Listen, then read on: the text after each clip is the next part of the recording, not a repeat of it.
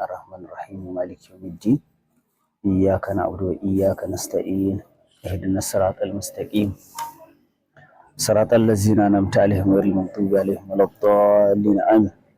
اللهم صل على سيدنا محمد الفاتح لما أغلق والخاتم لما سبق ناصر الحق بالحق والهادي إلى صراط المستقيم وعلى آله حق قدره ومقداره العظيم الحمد لله الحمد لله الحمد لله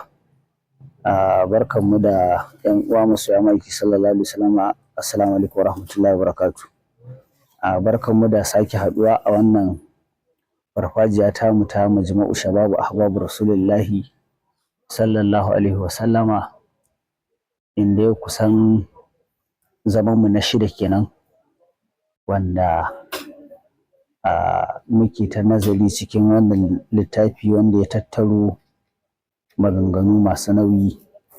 na ɗabi'u da sufofi na ma'aiki sallallahu alaihi wasallama, ma'ana a littafin akhlaqul mustafa, wanda alhamdulillahi a satin da ya gabata mun yi nazari cikin inda muka ta tattauna kasantuwar ma'aiki sallallahu alaihi wasallama a karaman nasi, wanda a duka yau shimfiɗar da ya kamata mu ƙara yi saboda ya zamana mu fahimci inda muke so mu dosa shine gaba ɗaya kamar yadda muka sani ma'aiki sallallahu alaihi wasallama shi tsarki ne,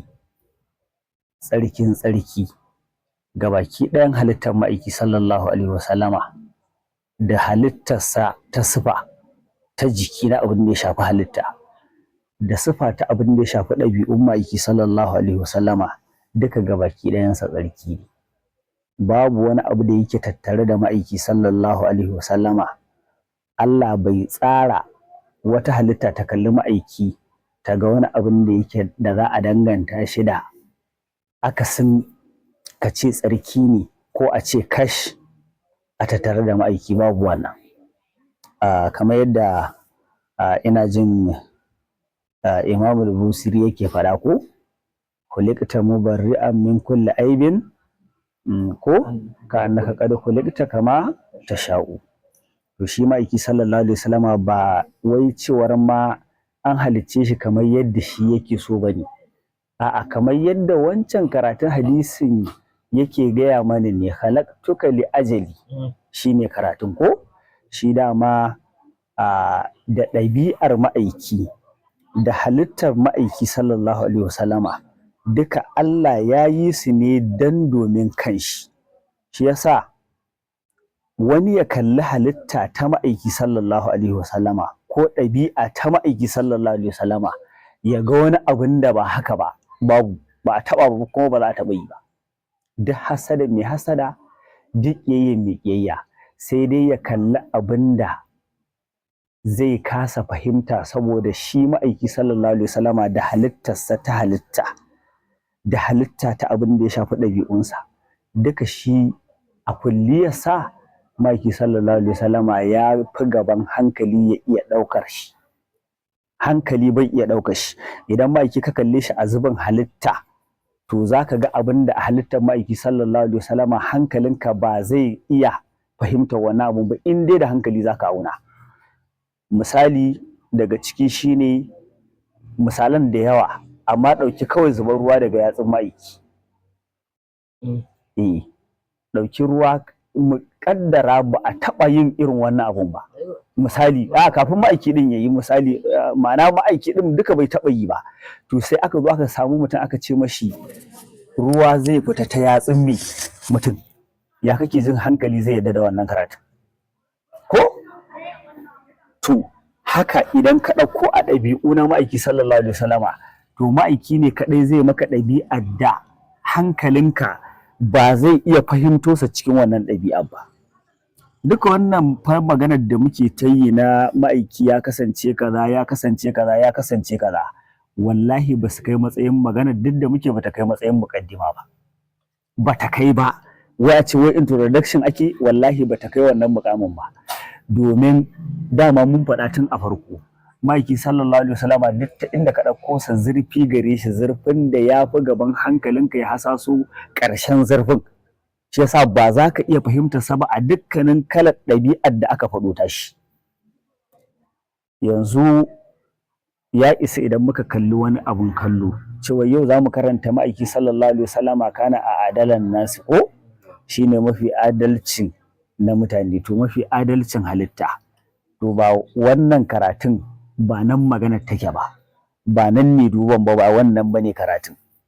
Idan ka yanzu karatun farko da ya kamata mu fara fahimta shine shi ma'aiki sallallahu alaihi wasallama duk wani hukuncin da ya hukunta to wannan shine hukuncin Ubangiji. In ya hukunta hukunci to hukuncin Allah ne. To shi kuma Allah yana gaya mana a cikin wani hadisi, ko inni haramtu zulma ala nafsi, ko waja'altu lahu bainakum muharraman fala tazlimu, ko cewar na haramta zalunci akan kaina, ko kuma na sanya shi a tsakaninku ya zamo haramu, saboda haka kada ku yi zalunci, ko haramun ne. To menene ko alfanun da Ubangiji subhanahu wata'ala zai samu cikin ya zalunci bayinsa? Ko ba gaskiya ba, menene bukatuwarsa da haka? To shi duk abin da yake na wani hukunci na hukunce dama shari'a ai shi daga gare sa take fita, ma'aiki sallallahu alaihi wasallama. Saboda haka in ka ji wani adalci a hukunce-hukuncen shari'ar addinin musulunci, to adalcin ma'aiki ne sallallahu alaihi wasallama. Da ma'aiki zai hukunta wani hukunci yanzu, an fahimci nufina, to shikenan Allah ya ɗauki hukuncin ko ya yi muku daɗi ko bai muku daɗi ba. Irin haka ne zaka je yana laula an ashuka ala ummati, ko la amartuhum bisuwaki kaza kaza, ko laula ana ashuka ala ummati da nayi kaza, ko ya aka yi ma'aiki baka kaza, sai ce saboda bana so Allah ya sharɗanta muku kuma yanzu sai ku rinka kaza. Saboda shi da zarar kaza to kawai shikenan yanzu wannan ya zama me, ya zama hukunci daga halarar Ubangiji, an mai stampin shikenan. Yanzu yanayi da hali da duniya take ciki, da a ce ma'aiki sallallahu alaihi wasallama a cikin rayuwarsa 63 sace da ya gabatar, to lallai kam da duniya ta shugabantar da ma'aiki sallallahu alaihi wasallama da an samu adalci, kuma tabbas za ta shugabantar da shi, kamar yadda a baya a cikin waccan 63 nasa aka yi ya zo da mafita. Dan muna magana adalci, ba magana ake ta adalci ai adalci wa wanda ya musulunta ba kawai ba, a'a, shi adalci magana ake kulliyarsa, musulmi ne shi ba musulmi ba ne shi, yayi imani bai imani ba, akwai magana ta abin da ya shafi me ya goyi masa adalci. To wanda duka in muka kalli ma'aiki sallallahu alaihi wasallama a cikin wannan sifa, a cikin wannan ɗabi'ar, kawai mujarradin abin da muke so mu faɗa shine in dai mutum ya yarda Allah adali ne, ko ba haka ba, to wannan adalcin sai an zo fagen ma'aiki sallallahu alaihi wasallama za a fahimci wannan karatu. Shi yasa kaji Allah yana gaya mana a cikin Alƙur'ani, wa idza du'u ila Allahi wa rasulihi liyahkuma bainahum, ko idza fariqun minhum mu'ridun, a cikin suratul nuri aya ta 48. Wa idza du'u ila Allahi wa rasulihi, idan aka kira su zuwa Allah wa rasulihi, ko kaji karatu duka, ina za a kiraye su zuwa Ubangiji, zuwa manzon Allah, ko waye zai musu hukuncin? Ma'aiki, liya hukuma bainahum, dan yayi hukunci ne a tsakaninsu. To shine zaka samu wata da wani daga cikin bangare na me waɗanda ba su yi imani ba, ko suna me mu'riduna, ko ai an hukumihi, saboda me linfaqatihim, ko saboda me munafincin su, suna gujewa ga abinda ma'aiki sallallahu alaihi wasallam ya yanke hukunci. Wanda Allah ya yabi a cikin suratul nurin, in muka ƙara gaba aya ta 51, ko yace inna ma kana qaulul mu'minina, a wasu ko mu'minai zancen su idza du ila Allahi wa rasulihi liyahkuma bainahum, in aka kiraye su zuwa Allah da manzansa dan yayi hukunci akan su, ko me suke cewa ay yaqulu sami'na, mun ji abin da ka ce ya rasulullahi wa ba'ana kuma mun bi ko to sai Allah ya yabe su wa ulaika humul muflihuna ai waɗannan su ne humul faizuna fi dunya wal akhirah masu rabota a duniya da mi da lahira wanda dama hukuncin da Allah ya hukunta shine fala wa rabbika la yu'minuna hatta yuhaqqimuka fi ma shajara bainahum summa la yajidu fi anfusihim harajun mimma qadaita wa yusallimu taslima dama haka Allah ya hukunta ma kawai in dai kana so ka zama kayi imani Allah ya karbi imaninka to kawai in dai ma'aiki sallallahu alaihi wasallam ya yanke hukunci to kawai kai ne yawa inda ma'aiki sallallahu alaihi wasallam zai ce yau so nake yi kawai ka harba kanka sabon diga a kanka ka harba kanka in ka ji wannan hukuncin ka ji kaikai wani kaikancewar kaza a zuciyarka to shikenan kawai Allah ya fitar da kai shi hatsarin halaran manzan Allah kenan kawai yau in dai kai rashin ladabi wa halaran manzan Allah to baka da daraja a gaban Allah har abada ba kuma zaka ƙara daraja ba shikenan kawai an kore ka baka a cikin gida shikenan kuma idan muka sake kalla Allah yana gaya mana cikin Qur'ani ya ayyuhal ladzina amanu kunu qawamina lillahi shuhada bil qist ko cewar ya ku waɗanda suka bada gaskiya ku zama masu tsayawa ga lamarin Ubangiji wajen ba da haƙoƙinsa ko shuhada a bilqisti ma'ana kuna masu shaidawa da abin da yake na gaskiya bilqisti ay bil adli ko wala jrimannakum shan'anu qaumin ala alla ta'dilu wala jrimannakum wala hamillakum kada ya hana ku mi shan'anu qaumin yayyo wasu mutane ko ala alla ta'dilu saboda kuna kin su ku yi musu ne adalci i'dilu Allah ya ce ku yi adalci huwa aqrabu littaqwa wannan shi yafi kusa da ni tsoron Allah in an kwafi ma'aiki sallallahu alaihi wasallam cikin wannan ɗabi'ar an bisa to sai a samu mi tsoron Allah Allah ya ce wa taqullaha ku ji tsoron Allah inna Allaha khabirun bima ta'maluna Allah masani ne mai labartawa ne ga abubuwan da kuke ni aikatawa cikin suratul ma'ida aya ta 8 sannan Allah yana gaya mana dai again a cikin alqur'ani ko inna Allaha ya'murukum an tu'addul amanati ila ahliha yana umarta ku ubangiji cewar ku mayar da amanoni zuwa ma'abotanta waɗanda suka ba ku ita ko to idza hakamtum bainan nasi an tahkumu bil adli in za ku yi hukunci wa mutane to ku yi hukunci bisa adalci inna allaha ni'ma ya'izukum bihi ko Allah ni'ima ya muku da yake shaida muku yake wa'azantar da ku gargada ku ko a kan wannan abin da ake gaya muku na yin adalci din inna allaha kana sami'an Allah ya kasance mai ji ne ga abubuwan da kuke ambatawa kuke furtawa kuma basira mai gani ne ga ayyukanku sannan suratul nisa'i ko aya ta 58 sannan Allah yana gaya mana cikin suratul nahli aya ta 90 cewa inna allaha ya'muru bil adli wal ihsani ko lalle Allah yana umarni da yin adalci da kyautatawa ita izul qurba kaga an umarci abu uku al'adili da al'ihsani da ita ya zul qurba sai kuma ya faɗi abubuwan da aka hana ƙwayana uku wani hannun fasha wal munkar wal baghi ko to wannan shine idan muka kalla misali a cikin alqur'ani to ta ya za mu fahimci idan wata magana yanzu da muka yi ɗazu-ɗazun nan ko cewar ma'aiki sallallahu alaihi wasallama a adalan nasi dama shine mujarradin karatunmu ma'aiki shine mafi adalcin mi mutane to ba fa mutane ba mafi adalcin mi halitta to daga bakin ma'aiki in dai fa manzon Allah bai adalci ba to ba wanda zai muku adalci Allah fa ai ba magana duniya kake ba ai ko Allah ba zai ma ba ai duk inda ka zo wajen ma'aiki yace kaza in ma'aiki yace kai dan wuta ne to ko wajen Allah ka je sunan ka dan wuta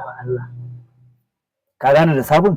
yawwa so da haka idan ma'aiki sallallahu alaihi wasallam ya ce wannan wai ita ta cancance ka saboda kai kaza to ko wajen Allah ka je in ba bai rige ma ba ita dai zaka ansa ƙarshen kolin abin da ma'aiki zai maka to ya maka to shine wato mafahimtar karatun da zaka fahimta kawai ka dauka shine mu kamar a ƙasar mu ne sai a ce akwai kotu ƙaramar kotu babbar kotu akwai kotun koli ko to shi ma'aiki sallallahu alaihi wasallama a ƙa'ida duk halitta babu wani alƙalin da ya isa ya alƙalanci ba da alƙalancin shi ba, ɗaya kenan. An fahimci nufi na, don duk kotun da ka je abin da ya hukunta dai da shi ake hukunci.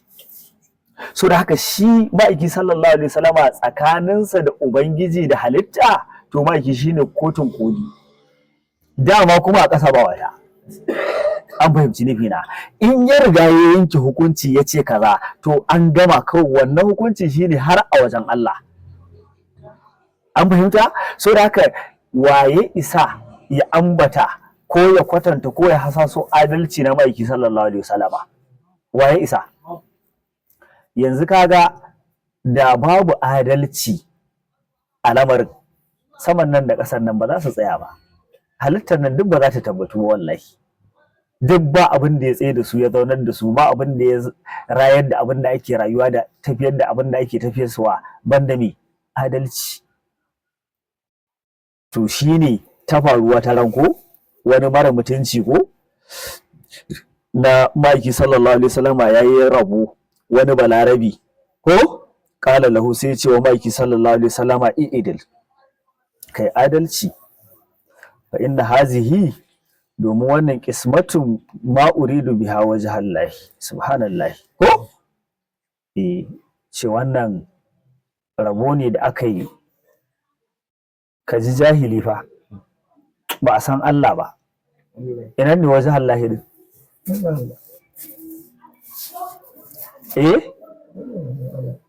Ina ne in kana duk wanda yake son ya fuskanci Allah, waye kamata ya fuskanta? To haka Allah yake cewa qul in kuntum tuhibbuna Allah fattabi'uni, ai shine mafuskantar ubangiji. Ai ba daman baka fuskanci ma'aiki sallallahu alaihi wasallam, to ba ma ka dauki tafarkin ubangiji ba. Ai shi sai ka bi shi ne ka tafi hanyar ubangiji. Kaga wannan tsamuran babu mami, babu sanin Allah a cikin magana. To fa qala lahu, an tabo halara ko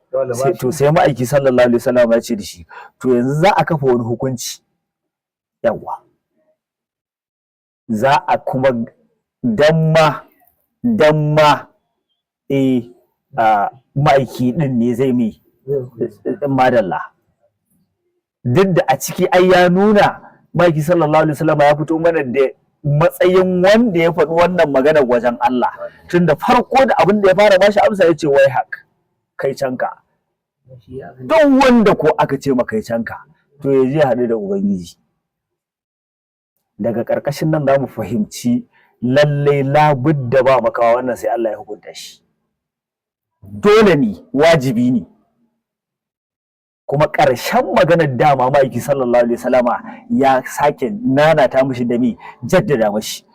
kuma magana ya ce sai ma'aiki ya ce wai hakko faman ya adil illam adil, waye isa ya adalci in ban yi ba? Waye zai adalci idan ma'aiki bai adalci ba? Ai haka ya ce ko, ya ce khabtu wa khasirtu ko illam adil, ya ce kame khabtu ai ba a amaluka ko kame ka yi barin ayyukanka kuma ka tabi. In ban yi adalci ba ka tabi, in dai ma'aiki sallallahu alaihi wasallam bai adalci ba to halitta ta tabi, domin Allah ba zai taɓa masu mi ba adalci ba, ba za su iya ɗaukar ukubar ubangiji da zai masu ba. To shine nana ta mi kai canka da ma'aiki sallallahu alaihi wasallam ya ce wai hakko faman ya adil illam a'adil, man zai kuna adilan idza lam akun ana adilan ko wa ya kamata ya zama adali idan ma'aiki sallallahu alaihi wasallam bai kasance adali ba? Waye? Wallahi ko Allah ba zai mu mutun adalci ba. Sannan ya ce mai khabtu wa khasirtu illam a'adilu, ai ba amaluka wa khasirtu illam a'adila fi hukumi wa tasarrufi. Ai ka taɓe ka lalace ma daman ni a hukunci na me da tafi kasuwa ta ban yi adalci ba. Ba wanda zai maka wannan adalcin. Ai in yayi kawai ubangiji ya dauka shine karatu. Yanzu abubuwan da zaka dauka ka je mutum ya je ya kalla a cikin hukunce da aka yanke ko yanzu misali wanda kuma ka sani da fa zaka keta dokar da ubangiji ne ya sa din, idan ma'aiki ya maka afuwa shikenan ta wuce. Bara mu fahimta daga wancan hadisin. Zuwa ya ce wa ma'aiki sallallahu alaihi wasallam, ya rasulullahi na fa halaka. Ya ce me ya faru? Ya ce na haike wa iyalina da Ramadan. Ko ma'aiki sallallahu alaihi wasallama da yi mai shiru, ko ya sake magana dai ma'aiki da ya mai shiru. Aka tashi aka sallah, ma'aiki ya jagoranci sallah, ya sake ambata magana, ya ce ba tare da kai muka yi sallah ba yanzu. To yanzu tun da ya yi mai sallah da ma'aiki sallallahu alaihi wasallama an gogi, shine bai fahimta ba, ko ɗaya kenan. Yanzu ɗauko menene waccan magana ta cewar mara sai ya yi azumi nawa, sai ya azumi 60 ko a matsayin me ka fara abin da ya ce to ɗayan ma da yake balle 60. Aka ce to ka ciyar da miskini 60, shine dai hukuncin guda ukun nan. Ya ce to shi wa mafi talauci, ina ga abin da zai ciyar da miskini 60. Aka ce to shikenan hukuncin ka na gaba ka yanta wuya. Ya ce to me gare shi, me ya mallaka wanda na shi wuya bari yanta. Hukuncin nan kowane malami ne zai maka hukunci a duniyar nan, tunda ma'aiki haka ya tsara. Wannan shine matakin kafara nan guda uku, to haka za a yi, ita ce kafara. Amma kaga ɗaya daga cikin ukun nan ba zai iya ba duka. Sai aka ce to shikenan, can sai ga an kawo sadaka ko an kawo hadaya ko, sai ma'aiki sallallahu alaihi wasallam ya ce ina mutumin da aka ce ga, ya ce to gashi ka je ka ci da miskini 60. Ya ce to shi yanzu ya zai je ya ci da miskini 60 alhalin shi kuma bai da shi. Aka ce to ka je ka ci da iyalin naka, ko shikenan, ko ba gaskiya ba, kuma ba a wannan halarar ba wanda zai mai haka. Wannan shine in ma'aiki bai adalci ba waye zai mashi, ko Allah ba zai mai irin wannan ba. Shi dai ga hukuncin da ya sauka, yadda ya sauka shikenan, ba ruwan shi. To ma'aiki ne zaka zo gurin shi ka samu irin wannan. Sannan saboda adalci da nuna menene adalci, ma'aiki sallallahu alaihi wasallam ya faɗa a cikin hadisi ko cewar daga cikin waɗanda Allah subhanahu wata'ala bakwan nan da ya annasa ba'atan ko yazilluhumullahu fi zillihi fi zilli arshi yawma la zilla illa zillahu ko, ciro waɗanda Allah zai sa ino al'arshin sa ranar da ba wata inuwa sai ta sa. Ya lissafa da imamul adil ko, wanda yake shugaba yake ne adali, saboda ma'aiki sallallahu alaihi wasallama ya nusar da halitta, ya kwadaitar da halitta, ya karantar da halitta menene matsayin me adalci a cikin me zamantakewar mu. Sannan ma'aiki sallallahu alaihi wasallama ma'ana wancan hadisin wa kana al-hasan ya qulu, cewar Hassan, sayyidina Hassan yana cewa kana rasulullahi sallallahu alaihi wasallama, ma'aiki sallallahu alaihi wasallama ya kasance la ya akuzu ahadan bi qirfi ahadin, mana baya kama wani da laifin da wani ya aikata. Ai wala taziru waziratun dama, to ta ma'aiki sallallahu alaihi wasallama shi kuma zai mi ko wala yusaddaqu ahadan ala ahad, wala yusaddiqu ahadan ala ahadin, mana ya gazgata ka zo ka kirkiro zancen ka ko ka faɗa an fahimci nufi na, a'a ba dai ma'aiki sallallahu alaihi wasallama ba. Yakan ma yawan gaya wa sahabbansa cewar kar ku zo min da maganar wasu,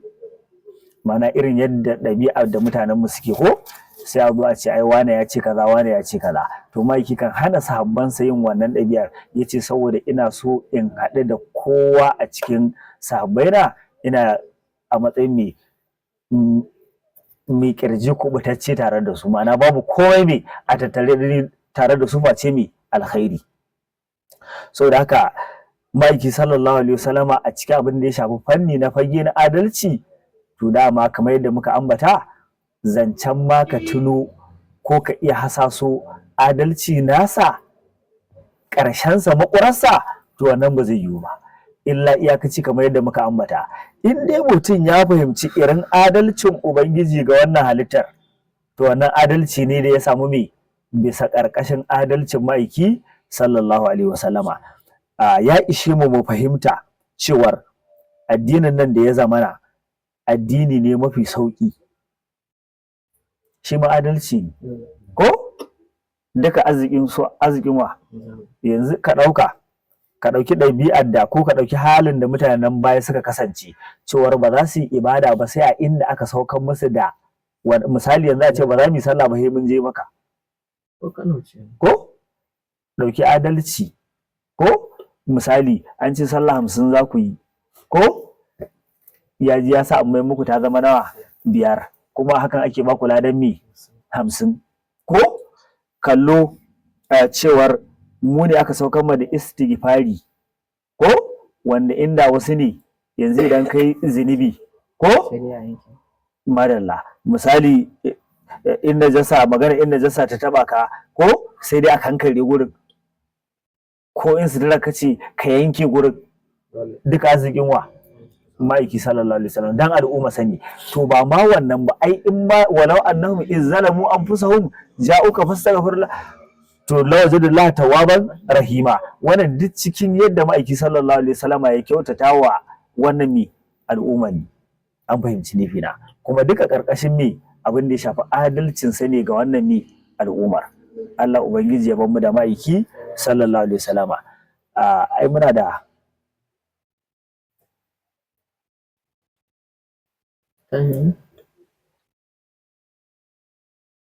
gamdakatar ɗin yin hidima a tattare da shi alfarmarsa sallallahu alaihi wasallam. Wassalamu alaikum wa rahmatullahi wa barakatuh.